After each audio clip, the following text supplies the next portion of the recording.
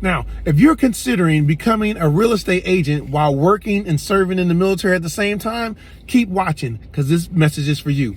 Now, my name is Hamplee III. I am going to be, as of tomorrow, 28-year active duty military member in the Air Force.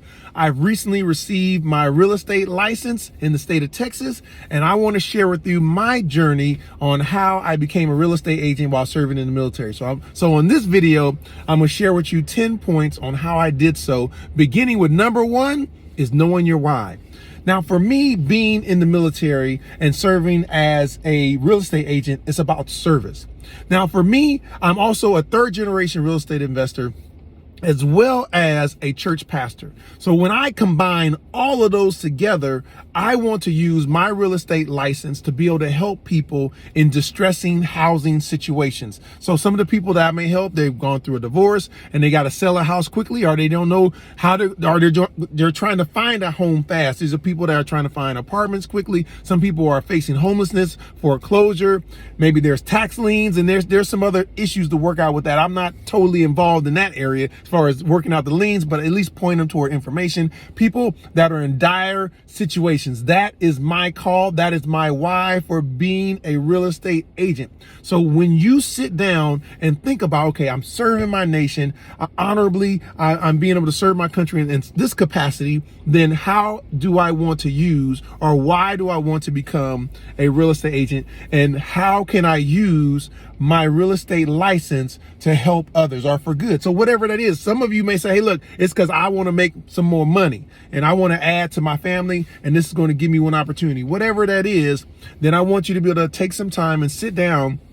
Maybe as you sit down, also talk with your spouse, and we'll get into that in a minute. Talk with other mentors about why you want to become a real estate agent and being able to shape your message to be able to communicate that. And that would be really important. And that's something that may not come all at one time, but begin the thought about why do I want to become a real estate agent, and getting that message across so that you can clearly communicate to others, this is why I'm doing what I'm doing.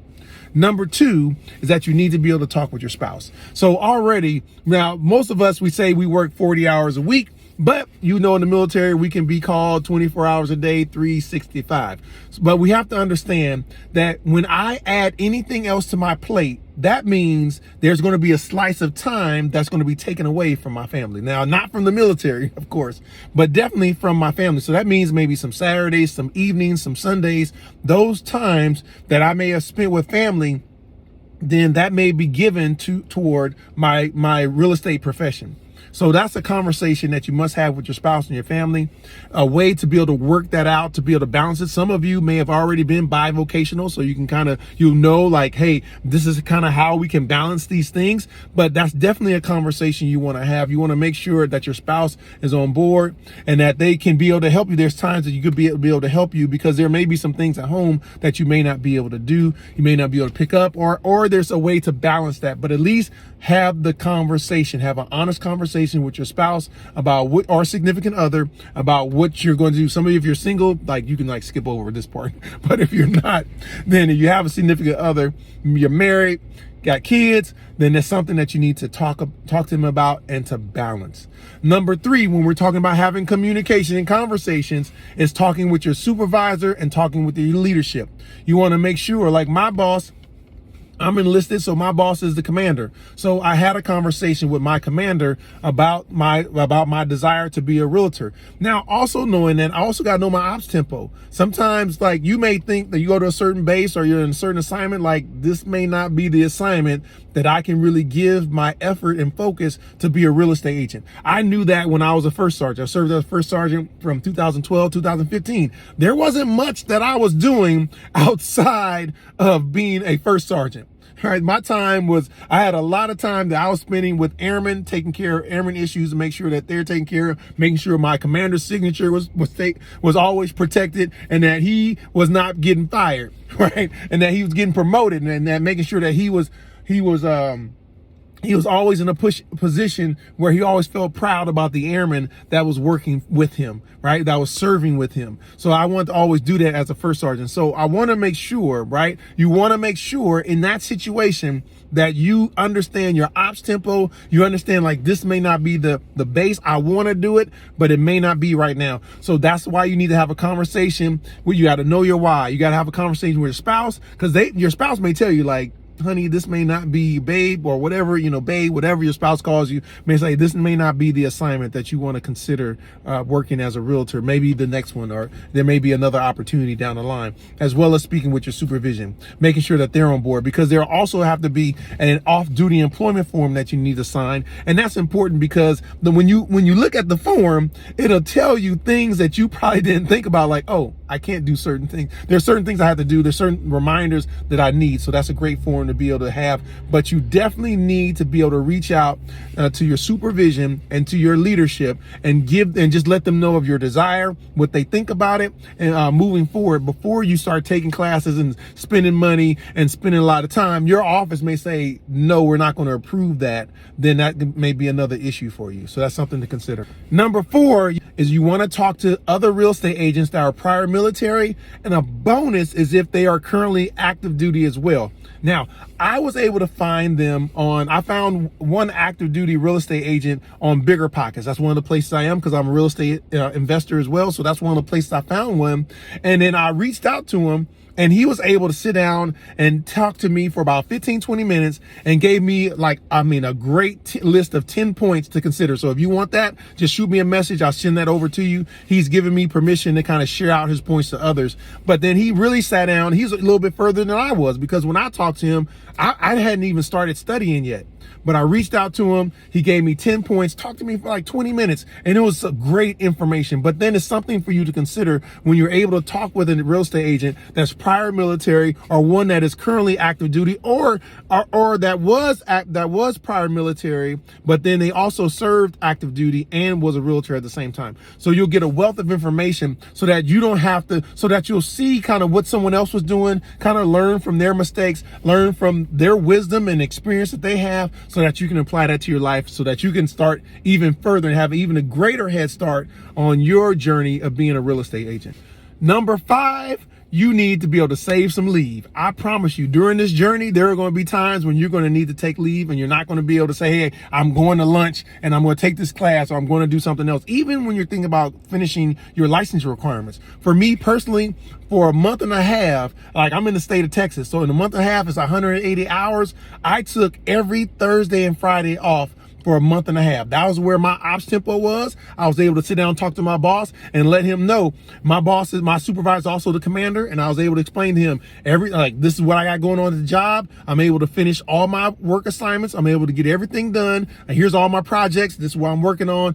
And then he was like, okay, just let so-and-so know what's going on, just so in case something happens on one of those days, good to go. That's why you need to talk to your boss. Some of you may not have that flexibility to be able to take a Thursday and Friday off for a month and a half.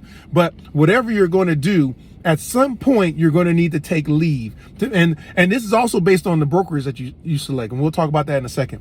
But for me, taking a Thursday and Friday off for a month and a half made the difference in me being able to complete 180 hours within less than 2 months. That was huge for me. And we'll get into that a little bit later, but you do need to save your leave up. So I'm at the tail end of my career. So I had to be very cautious and very particular and deliberate about how I was going to use my leave. But I felt that that time of the days that I use was going to be a great benefit to me later on in the future. So I want to make sure that I was very careful. I'm very careful about the leave that I have left. I'm not trying to go all the way to 0 and I still have 2 years out. I want to get to the place where I can have use or lose, but I don't know if I'm gonna get there at this point, but at least I want to have as much leave as possible. Number 6, you want to be able to review your state licensing requirements. You want to know the process. You want to know, okay, at least in Texas, I went through Texas and Alabama. They had a list of, okay, here are the steps to be able to complete your license. Here are a number of hours we require. Here are the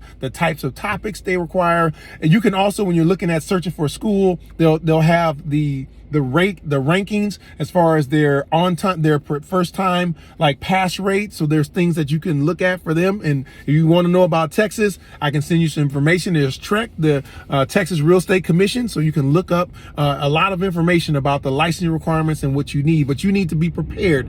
Being prepared is just knowing, hey, this is what's required. These are all the things that I need to do in order to get this license done and accomplished. I need to know that. So go into your state and find out the licensing requirements. That's going to help you. It'll be big time for you. Number 7, you want to know how you're going to take your classes, whether it's going to be virtual, in-person classes. That matters. You're already saving your leave. So that's going to be one major determinant or one major factor in you being able to move forward. You say, look, all I got is 10 days of leave. Probably in class is not going to be an option for you. And if it is, you're going to get into the hole really quick. So you may want to go virtual, but then you also need to know what type of learner you are. Now, when I went for my licensing in Alabama, I just went with a 100% online, and I struggled. It was a 60-hour course, and I struggled. We were going through the pandemic. I think I was struggling with a lot of time management and focus issues. It took me like 6 months to get through it. So when I PCS to Texas, I was like, it's 180 hours. So you see why I built a schedule. I talked about taking Thursday and Friday off for a month and a half. I needed a little bit more discipline, but then I also needed to know, okay, what's the best fit for me? So I looked on the list of classes and I found a school that kind of worked for me. They had the same program in Alabama, but I was like, well, let me see what else is out there. So with this one school that I went with, they had structured, it was a structured completely online, but it was focused, it was structured to where I could download the videos. That made the difference for me because I'm the type of person where I need to hear something 1,000,000 times. So I was able to download it, put it in my car. So as I'm driving, I'm not just studying on Thursdays and Fridays and on evenings, on weekends, right? But I'm also, while I'm driving to and from work, then I'm able to listen to the lessons. And that, I promise you, that made a huge difference for me. But you may be a different type of learner. I didn't want to go to in class because one, there was a leave requirement, and it would probably be maybe another on top of the 2 days a week I was taking. That may have been, well, if I just negated the 2 days and just spent those days at this class, it may have been the same amount of time, but I knew that would be like an all-day class. It'd probably be a little bit too much on me, right? I was like, that'd probably be just too much for me to try to condense so much information in a short amount of time and take the test, because you need time to kind of decompress that information. You need to decompress, and you need to decompress what in the world you just studied so that you understand the information, because you do need to understand what you're studying. So for me, a virtual class worked great for me. And then plus the structure of the class, because I was able to download the material, listen to it in my car, it made the world a difference for me. And I'm sticking to them. I'm sticking with them. Even afterward, after you get your license, there's also other like continuing education requirements. I'm staying with the same group because they have the same format that I already like. So that's huge. Number 8, you need to build a very solid study schedule. As I told you, I was studying on Thursdays and I was taking leave Thursdays and Fridays. I didn't want to affect my family time as much as possible. I wanted to make sure when I'm home, I'm with them. Normally I'm an early riser, so I'm typically the first person up other than the baby, right? The baby, she has her own schedule, but that's a little bit different.